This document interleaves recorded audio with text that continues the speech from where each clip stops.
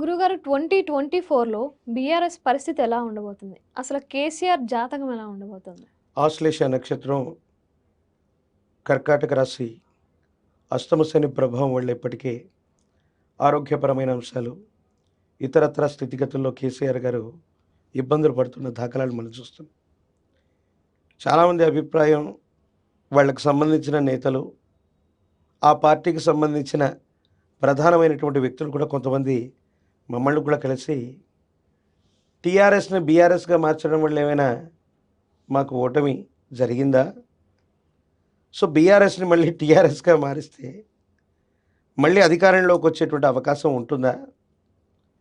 లేకపోతే లోక్సభ ఎన్నికల తర్వాత 6 మాసాల్లోనో 3 మాసాల్లోనో సంవత్సరం తర్వాత మళ్ళీ తెలంగాణ రాష్ట్ర సమితి లేదా భారత రాష్ట్ర సమితి కేసీఆర్ నేతృత్వంలో మళ్ళీ ఏమైనా అధికారంలోకి వస్తుందా? ఈ విషయాల గురించి ఎక్కువగా చర్చిస్తున్నారు. దీనికంటే ముందు ఏప్రిల్ మాసంలో లోక్సభ ఎన్నికలు ఉన్నాయి. బీఆర్ఎస్ యొక్క గ్రాఫ్ తగ్గింది. అష్టమ శని ప్రభావం వల్ల ఆశ్లేష నక్షత్రం కర్కాటక రాశిలో జనించినటువంటి కేసీఆర్ యొక్క జాతకంలో కొన్ని ఇబ్బందులు, ప్రతిబంధకాలు, సమస్యలు ఇవన్నీ కూడా మనం చూసాం. సమీపమైనటువంటి భవిష్యత్తులో పుంజుకునే అవకాశం ఉండవచ్చేమో, కానీ ఇప్పటికిప్పుడు అధికారాన్ని చేపట్టడమో, చెప్పుకోదగ్గ ఎంపీ సీట్లను గెలవటము ఇది జరిగేటువంటి ప్రాతిపదిక కాదు. సుమారు 17 ఎంపీ స్థానాలు ఉన్నట్టున్నాయి. నా లెక్క ప్రకారంగా బీఆర్ఎస్ నేతృత్వంలో సింగిల్ డిజిట్ అంటే ఒకే ఒక number, not more than double digit. నాకు తెలిసి 3 నుండి 7 స్థానాల్లో బలమైనటువంటి పోటీ ఇవ్వటమో, విజయం సాధించటమో దాని మీదే కేంద్రీకృతం అని అయి ఉంటుంది తప్ప మళ్ళీ కాంగ్రెస్ పార్టీకి ఎక్కువ స్థానాలు వచ్చే అవకాశం ఉంది. భారతీయ జనతా పార్టీ కూడా కొన్ని ఎంపీ స్థానాలు గెలిచేటువంటి పరిస్థితి ఉంది. కాబట్టి 2-3 స్థానాల్లో రాబోయే లోక్సభ ఎన్నికల్లోకి బీఆర్ఎస్ వెళ్ళిపోనుంది. లోక్సభ తర్వాత ఎవరైతే అధ్యక్ష స్థానంలో బీఆర్ఎస్ పార్టీకి ఉన్నారో మాన్యశ్రీ మాజీ ముఖ్యమంత్రి వర్యులు శ్రీ కల్వకుంట్ల చంద్రశేఖరరావు గారు తన తర్వాత భవిష్యత్ రాజకీయాలకు సంబంధించి తన భావి వారసుడిగా వారి పార్టీకి సంబంధించిన వ్యక్తి అవ్వచ్చు, తన కుమారుడైనటువంటి కేటీఆర్ అవ్వచ్చు, ఎవరో ఒకరి చేతికి ఇచ్చే వరకు కూడా పార్టీకి సంబంధించిన స్థితిగతులు ఆయన వ్యక్తిగతమైనటువంటి జాతకం సరిగ్గా లేదు. కానీ ఇదే కుటుంబానికి సంబంధించిన కేటీఆర్ గారు, హరీష్ రావు గారి యొక్క నేతృత్వంలో సమీపమైనటువంటి భవిష్యత్తులో మళ్ళీ ప్రభుత్వాలు ఏర్పడతాయి. కేవలం కేసీఆర్ గారే కాదు, ఆ కుటుంబానికి సంబంధించిన కేటీఆర్, హరీష్ రావు వీరు కూడా ముఖ్యమంత్రి అయ్యేటువంటి అవకాశం, ఆ యోగం వారి యొక్క జాతకాల్లో ఉంది. కేటీఆర్ గారు బీఆర్ఎస్ నుంచి ముఖ్యమంత్రి అయిన ఆశ్చర్యం లేదు, కానీ హరీష్ రావు గారు కేవలం బీఆర్ఎస్ నుంచి అవుతారని నేను చెప్పను, కానీ హరీష్ రావు గారి యొక్క జాతకంలో ముఖ్యమంత్రి అమాత్యుడు ఆ స్థాయిని అధిరోహించగలిగిన స్థితి సమీపమైన భవిష్యత్తులో కనబడుతుంది. కాబట్టి ఈ కుటుంబం నుంచి మళ్ళీ ఒకరిద్దరు ముఖ్యమంత్రులు కూడా రాబోతున్నారంటంలో ఏమాత్రం కూడా సందేహం లేదు. గురుగారు చంద్రబాబు నాయుడు గారి జీవితం ఎలా ఉండబోతుంది 2024లో? ఆయన సీఎం అవుతారంటారా? హస్త నక్షత్రంలో జన్మించారు. చాలామంది వారి యొక్క నక్షత్రాన్ని గురించి, వారి యొక్క లగ్నాన్ని గురించి విభిన్నమైన స్థితిగతులు ఉన్నాయి. ప్రశ్నాశాస్త్రాన్ని అనుసరించి నాకున్నటువంటి అనుభవంతో ఎవరి జాతకంలోనైనా ద్వితీయ సప్తమ స్థానాల్లో ఉన్నటువంటి గ్రహాలు వాటికి సంబంధించినటువంటి దశలు వచ్చినప్పుడు చాలా ఇబ్బందులు, సమస్యలు, ప్రతిబంధకాలు ఎదుర్కొంటారని చెప్తూ ఉంటాం. 2 సంవత్సరాల క్రితమే మాన్యశ్రీ మాజీ ముఖ్యమంత్రి వర్యులు శ్రీ నారా చంద్రబాబు నాయుడు గారి యొక్క జాతకాన్ని నేను విశ్లేషణ చేసి 2023వ సంవత్సరంలో ఇబ్బందులు, సమస్యలు, ఆరోగ్యపరమైనటువంటి అంశాల గురించి నేను ఎప్పుడో చెప్పి ఉన్నాను. 2028 ప్రారంభ దశలో చంద్రబాబు నాయుడు గారి యొక్క జాతకంలో చాలా ఇబ్బంది కలిగించేటువంటి గ్రహగతులు రాబోతూ ఉన్నాయి. ప్రస్తుతానికి వారి జాతకంలో అనుకూలవంతమైనటువంటి స్థితిగతులు లేవు. వెంటనే ప్రభుత్వాన్ని వ్యవస్థీకృతం చేయాలంటే మాత్రం చంద్రబాబు నాయుడు గారి యొక్క జాతకంలో అంత ఫేవరబుల్గా ఉన్నటువంటి పీరియడ్ కాదు. నారా లోకేష్ గారి యొక్క భవిష్యత్తు బాగుంది. వారికి సంబంధించినటువంటి జాతకం యోగదాయకంగా ఉంది. వెంటనే వారు ముఖ్యమంత్రి లేదా తత్సమానమైన స్థితిలో ఉంటారని కాదు, కానీ సమీపమైన భవిష్యత్తులో చంద్రబాబు నాయుడు గారి తర్వాత తెలుగుదేశం పార్టీకి మార్గనిర్దేశకత్వం అవ్వటం ఎటువంటి సందేహం లేదు. సమర్థవంతంగా పార్టీని నడిపించగలుగుతారు. చంద్రబాబు నాయుడు గారితో ఇద్దరు లేదా అంతకంటే ఎక్కువ పార్టీలు కలిస్తే, అంటే ముగ్గురు లేదా అంతకంటే ఎక్కువ వ్యక్తులు కలిస్తేనే కూటమి అధికారంలోకి వస్తుంది. తెలుగుదేశం పార్టీ సొంతంగా అధికారంలోకి వచ్చే పరిస్థితి లేదు. తెలుగుదేశంతో కూడినటువంటి 2 లేదా అంతకంటే ఎక్కువ పార్టీల యొక్క కూటమి ఉంటే తప్ప జగన్మోహన్ రెడ్డి గారి యొక్క నేతృత్వంలో ఉన్నటువంటి వైసీపీ ప్రభుత్వాన్ని గద్దె దింపడం అన్నటువంటిది ఇది అసాధ్యం. ఆరోగ్యపరమైన అంశాలు, రక్షణపరమైనటువంటి అంశాల పట్ల జాగ్రత్తగా ఉండడం చెప్పదగిన సూచన.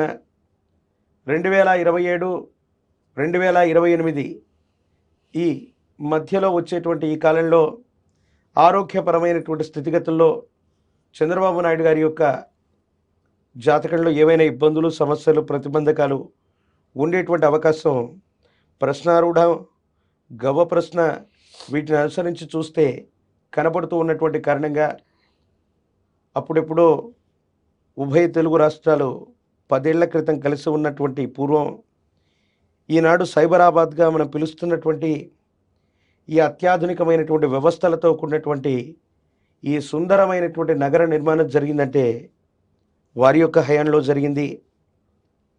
ప్రపంచానికి సంబంధించినటువంటి ఎన్నో సాఫ్ట్వేర్ రంగానికి సంబంధించిన దిగ్గజాలన్నీ కూడా ఈనాడు భాగ్యనగరంలో ఉన్నారంటే వారి యొక్క నేతృత్వంలో జరిగిందే. ఆంధ్రప్రదేశ్కు ప్రస్తుతానికి రాజధాని అంటే ఏమిటో తెలీదు. ఏ ఊరు రాజధాని అవుతుందో అర్థం కాదు. మీడియాలో, సోషల్ మీడియాలో రోజుకో రకంగా చెప్తున్నారు. ఏది ఏమైనప్పటికీ బ్రహ్మంగారి యొక్క కాలజ్ఞానం, ప్రశ్నాశాస్త్రాన్ని అనుసరించి చూస్తే మాత్రం సమీపమైన భవిష్యత్తులో అమరావతి ప్రపంచం గర్వించదగిన గొప్ప రాజధాని నగరంగా ఆంధ్రప్రదేశ్కు ఉండబోతుంది. ఏ నిర్ణయం ఎటొచ్చినా, ఏ పార్టీలు ఎటొచ్చినా సమీపమైన భవిష్యత్తులో ఆంధ్రప్రదేశ్కు సంబంధించినటువంటి రాజధాని మాత్రం అమరావతి నగరం. ఇది విశ్వనగరంగా రూపుదాల్చేటువంటి అవకాశం ఉంది. గజకేసరి యోగాన్ని పొందినటువంటి చంద్రబాబు నాయుడు గారి యొక్క జాతకంలో ఆ జాతకుడు ఎప్పుడైనా సరే ఏ వినూత్న కార్యక్రమం చేపట్టినా, ఏ శిలాఫలకాన్ని ఏర్పాటు చేసినా 100,000 సంవత్సరాల పాటు చెప్పుకోదగిన ఘనతను, కీర్తిని వారు పొందుతారు. అటువంటి మహోన్నతమైన నగరం అమరావతి రాజధానికి వారు శంకుస్థాపన చేశారు. అది ఖచ్చితంగా భవిష్యత్తులో పూర్తయిపోయేటువంటి అవకాశం ఉంది. అంత గొప్ప జాతకంగా చంద్రబాబు నాయుడు గారి గురించి చెప్పచ్చు. కానీ ప్రస్తుతం ఉన్న గ్రహ దశలు మాత్రం మనం ఊహించినంత అనుకూలంగా లేవు. మిత్ర కూటమి ఉంటే తప్ప చంద్రబాబు నాయుడు గారి యొక్క నేతృత్వంలో పార్టీ అధికారంలోకి వచ్చే అవకాశం దాదాపు అసాధ్యం. గురువుగారు 2024లో పవన్ కళ్యాణ్ సీఎం అయ్యే యోగం ఏమైనా ఉందా? శ్రవణ నక్షత్రం మకర రాశి జాతకులు పవన్ కళ్యాణ్ గారు. పవన్ కళ్యాణ్ గారి జాతకంలో ముఖ్యమంత్రి, అమాత్యుడు తత్సమానమైనటువంటి యోగం ఉంది. అది వెంటనే ఇప్పుడే ఇవాళే 2024లో అవుతారని కాదు. సమీపమైనటువంటి భవిష్యత్తులో ఆంధ్రప్రదేశ్ రాష్ట్రానికి ముఖ్యమంత్రి అయ్యేటువంటి అవకాశం, ఆ యోగ్యత, ఆ స్థితిగతులు వారి జాతకంలో ఉన్నాయి. ప్రస్తుతానికి శ్రవణ నక్షత్రం మకర రాశి ఏలినాటి శని సంబంధమైనటువంటి స్థితిగతుల వల్ల అదృష్టానికి దగ్గరగా జాతకం ఉండొచ్చు, లేదా కూటమి అధికారంలోకి వచ్చిన ప్రస్తుతానికి నాకు వెంటనే అవకాశం రాకపోవచ్చు. కానీ సమీపమైన భవిష్యత్తులో మాత్రం, సమీప భవిష్యత్తు అంటే 5 ఏళ్ళు, 10 ఏళ్ళు, 20 ఏళ్ళని కాదు, ఈ 5 సంవత్సరాల లోపు లేదా 5 సంవత్సరాల తర్వాత ఖచ్చితంగా ముఖ్యమంత్రి స్థానంలో ఆయన కూర్చోగలిగినటువంటి యోగ్యత, జాతకం, యోగం ఖచ్చితంగా వారికి ఉన్నట్టుగా మనం భావన చేయొచ్చు. గురుగారు 2024లో మన ప్రధానమంత్రి మోడీ జీవితం ఎలా ఉండబోతుంది? ఆయన జీవితంలో మళ్ళీ ప్రధాని అయ్యే అవకాశం ఉందంటారా? 400 సంవత్సరాల క్రితం విశ్వభవితని చెప్పిన కాలజ్ఞాని వీరబ్రహ్మేంద్ర స్వామి వారి యొక్క కాలజ్ఞానంలో ఒక గొప్ప మాట ఉంది. 2 అక్షరముల పేరున్నవాడు దేశాన్ని పెక్కేండ్లు పరిపాలన చేశాను. భారతదేశ తొలి ప్రధానమంత్రి అయినటువంటి నెహ్రూ గారి దగ్గర నుండి 2 అక్షరముల వ్యవహారిక నామంతో ఉన్నటువంటి ఏ వ్యక్తి అయినా ఒక్కసారి అధికారంలోకి వస్తే మళ్ళీ వాళ్ళని ఆపటం కష్టం. అంటే వాళ్ళ యొక్క పవర్ కంటిన్యూ అయ్యేటువంటి అవకాశం ఉంది. ఉదాహరణకి నెహ్రూ గారు కంటిన్యూస్గా 16 సంవత్సరాలు ప్రధానమంత్రిగా ఉన్నారు. ఈనాటి నరేంద్ర మోదీ గారు గుజరాత్ రాష్ట్రంలో మొట్టమొదట ముఖ్యమంత్రి అయ్యారు. రెండవసారి మళ్ళీ ముఖ్యమంత్రి అయ్యారు. 3వ దఫా మళ్ళీ ముఖ్యమంత్రి అయ్యారు. 3 దఫాలు ముఖ్యమంత్రిగా అయిన తర్వాత 4వసారి ప్రధానమంత్రి అయ్యారు. మళ్ళీ 5వసారి ప్రధానమంత్రి అయ్యారు.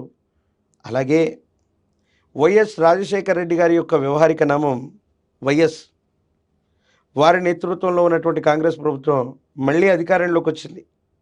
ప్రమాదంలో వారు చనిపోయి ఉండొచ్చు, కానీ వారి నేతృత్వంలోని ప్రభుత్వాన్ని మళ్ళీ ఎవరు ఆపలేకపోయారు. అలాగే యోగి ఆదిత్యనాథ్ గారి వ్యవహారిక నామం యోగి. వారి నేతృత్వంలో యూపీలో మళ్ళీ వాళ్ళ ప్రభుత్వం కంటిన్యూ అయ్యింది. ఈ లెక్క ప్రకారం తీసుకున్న మోదీ గారి యొక్క జన్మ నక్షత్రం అనురాధ నక్షత్రం, వృశ్చిక రాశి, అష్టమ శని ప్రభావం ఉన్నప్పటికీ కూడా వ్యక్తిగతమైనటువంటి జాతకం గోచార వశాత్తు ఉన్న పరిస్థితులను చూసిన గురుదేవులు వీరబ్రహ్మేంద్ర స్వాముల వారి యొక్క కాలజ్ఞాన తత్వాలని అర్థం చేసుకున్న తప్పనిసరిగా మనం ఈనాడు చూడలేనటువంటిది సుమారు 490 సంవత్సరాల తర్వాత భవ్యమైనటువంటి అయోధ్యలోని బాలరాముడి యొక్క ఆ జన్మస్థలిని చూసిన తర్వాత, బాలరాముడి యొక్క ప్రతిష్టాది క్రతువును చూసినటువంటి తర్వాత మరోసారి మోదీ రావటమే ఖాయం. ఈ 2 అక్షరముల పేరున్నటువంటి ఏ నేత అయినా ఒక్కసారి అధికారంలోకి వస్తే వాళ్ళ యొక్క పవర్ని అడ్డుకోవటం అన్నటువంటిది ఎవరి వల్ల కాదు. మళ్ళీ ముందుకెళ్ళేటువంటి అవకాశం ఉంది. ఖచ్చితంగా మోదీ గారి యొక్క నేతృత్వంలో భారతీయ జనతా పార్టీ ప్రభుత్వాన్ని ఏర్పాటు చేస్తుంది. కానీ 5 సంవత్సరాల కాలం పాటు ఆయన పూర్తి చేయలేకపోవచ్చు. ఏ కారణంగానైనా ప్రభుత్వంలో ఇతరులకు అవకాశం రావచ్చు, ఏదైనా జరగచ్చు. కానీ మోదీ గారి యొక్క నేతృత్వంలో భారతీయ జనతా పార్టీ మళ్ళీ ప్రభుత్వాన్ని మాత్రం ఖచ్చితంగా ఏర్పాటు చేయటం ఖాయం. గురుగారు, బ్రహ్మ రాసిన తలరాతను మనిషి మార్చుకోవచ్చా? విధి వ్రాతైనా విఫలమవుతుంది, కానీ సద్గురు వాక్కు సత్యం అవుతుందని చెప్తుంది గురుదేవుల యొక్క జీవన విధానం. నా ప్రారబ్ధ కర్మలు ఇలాగే ఉన్నాయి, బ్రహ్మ ఇలా రాశాడు కాబట్టి నాకు ఈ కష్టాలు ఉన్నాయి, ఇక నేనేమి చేయనని ఇలాగే ఉండిపోతే మన జీవితం అలాగే ఉండిపోతుంది. కానీ నేను ఏదైనా చేయగలను, దీన్ని మించి అధిగమించగలను, ఏదైనా ప్రయత్నం చేయగలను అనుకుంటే మాత్రం ఖచ్చితంగా సాధించగలుగుతాం. మీరేమీ చేయకపోతే మీ జీవితం ఇలా ఉండబోతుందని చెప్పగలిగింది జ్యోతిష్యం, జన్మకుండలి.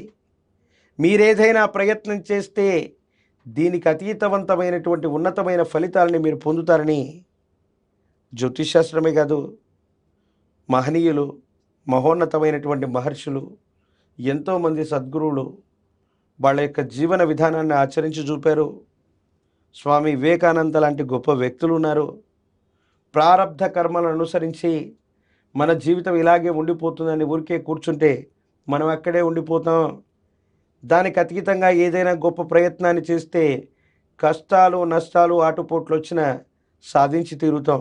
అందుకే ఒక గొప్ప కవి ఇలా అంటాడు: ఆరంభింపరు నీచ మానవులు విఘ్నాయాస సంత్రస్తులై, ఆరంభించి పరిత్యజింతురు విఘ్నాయత్తులై మధ్యముల్, ధీరుల్ విఘ్ను నిహన్యమానులగుచున్ దుర్త్యున్నోత్సాహులై, ప్రారబ్ధార్థములుజ్జగింపరు సుమీ ప్రజ్ఞానిధుల్గావునన్. కొంతమంది కష్టాలు రాగానే మొదలుపెట్టినటువంటి పనిని మధ్యలో వదిలేస్తారు. కొంతమంది కొంతకాలం కొనసాగించి ఇక శక్తి లేదనుకొని పక్కన పెట్టేస్తారు. కానీ ధీరులు మాత్రం ఏ కష్టం వచ్చినా, ఏ నష్టం వచ్చినా వారు అనుకున్నటువంటి గమ్యాన్ని చేరతారు. ఇది ప్రారబ్ధ కర్మ, విధాత వ్రాత అనే కంటే కూడా మనం ఎప్పుడు నుదిటి భాగాన విభూది రేఖలను పెడతాం, విశేషవంతమైనటువంటి తిలకాన్ని ధరణ చేస్తాం. విధి వ్రాత ఇదే అయ్యుండి నా ప్రారబ్ధ కర్మలు తీరకుండా ఉంటే ఆ విధాత రాతను కూడా మార్చమని, నాకు విశేషవంతమైన అనుకూలవంతమైన ఫలితాలను ఇవ్వమని, గతించినటువంటి జన్మ నుండి నేను చేసిన పాపకర్మముల్లో నన్ను వెంటాడుతూ ఇబ్బంది పెడుతూ ఉంటే భగవాన్ పరమేశ్వర ఆ విధాత రాతను కూడా మార్చమంటూ విభూతి రేఖల్ని మనం అందుకే రాస్తాం. దీని వెనుక ఉన్నటువంటి రహస్యం అదే. మీరు గట్టిగా సంకల్పించి యద్భావం తద్భవతి, బలాన్ని ఊహిస్తే బలవంతులవుతారు, బలహీనతను ఊహిస్తే బలహీనులు అవుతారు. బలంగా సంకల్పించండి, మీ సంకల్పాలన్నీ కూడా నిజమయ్యేటువంటి అవకాశం తప్పకుండా ఉంటుంది.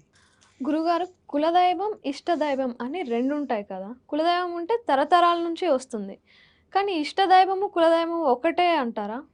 సనాతనమైనటువంటి ధర్మంలో ఎన్నో వందలు వేల సంవత్సరాల నుండి మన సంస్కృతులు సంప్రదాయాలు వస్తుంటాయి. కులదైవం అన్నటువంటిది ఒక్కొక్క ప్రాంతాన్ని బట్టి, ఆ ప్రాంతంలో ఉన్న నాగరికతను బట్టి, మన పూర్వీకులు పూజించినటువంటి గ్రామ దేవతలు ఎల్లమ్మ, పెద్దమ్మ, పోలేరమ్మ, అంకాలమ్మ, నూకాలమ్మ, శివుడు, విష్ణువు, గణపతి, ఇలాగా మన పూర్వీకుల్లో పెద్దవాళ్ళు ఎవరో పూజించి ఉంటే అది పరంపరగా వస్తూ ఉన్నటువంటిది. దాన్ని ఇలవేల్పుగా మనం పిలుస్తాం. అందరికీ కూడా ఇలవేల్పుగా వేములవాడ రాజన్నో, తిరుమలలో ఉన్నటువంటి లక్ష్మీ వెంకటేశ్వర స్వామి, అహోబిలంలోని లక్ష్మీ నరసింహ ప్రభువు మన పూర్వీకుల్లో ఎవరైనా వారిని కొలిచి ఉంటే ఆయన యొక్క పేరు కలిసే విధంగా మన పేర్లు పెట్టుకోవటం, మన పిల్లల యొక్క జన్మ నక్షత్రాలు, జన్మనామాలు ఏమున్నా మొట్టమొదట ఆ దేవతా స్వరూపం యొక్క పేరుతో పిలుచుకోవటం ఈయన అనాదిగా వస్తూ ఉన్నటువంటి సంప్రదాయం. అటువంటి ఇలవేల్పు దేవత